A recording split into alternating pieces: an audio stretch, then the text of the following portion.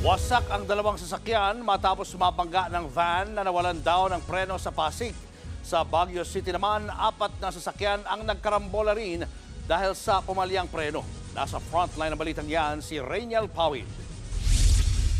Sa pulsakuhang ito ng CCTV kung paanong biglang nabangga ng humaharurot na van ang pickup na ito sa Baguio City. Napalihis ang pickup sa lakas ng pagbangga at muntik pang mabangga ng kasunod na motorsiklo. Habang ang van nagtuloy-tuloy lang. Hindi na nakuna ng CCTV pero nabangga pa nito ang isang taxi at isang SUV. Huminto lang ang van nang tuluyan itong tumagilid. 4 ang sugatan kabilang ang 2 menor de edad.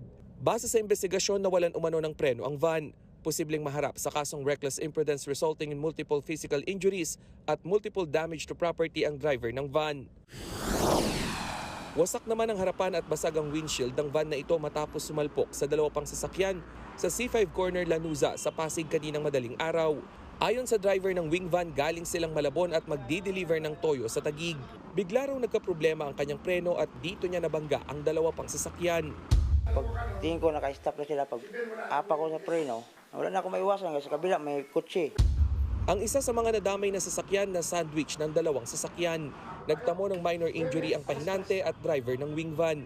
Iniimbestigahan na ng Pasig Traffic Department ang insidente. Marami rin ang naabala kanina dahil umabot hanggang Katipunan ang buntot ng mabigat na trapiko. Nagbabalita mula sa frontline, Rainiel Pawid, News 5. Mga kapatid, Julius Babaw po. Iba na ang may alam at may pakialam sa panahon ngayon. Para sa frontline ng mga balita, mag-follow at mag-subscribe sa social media pages ng News 5.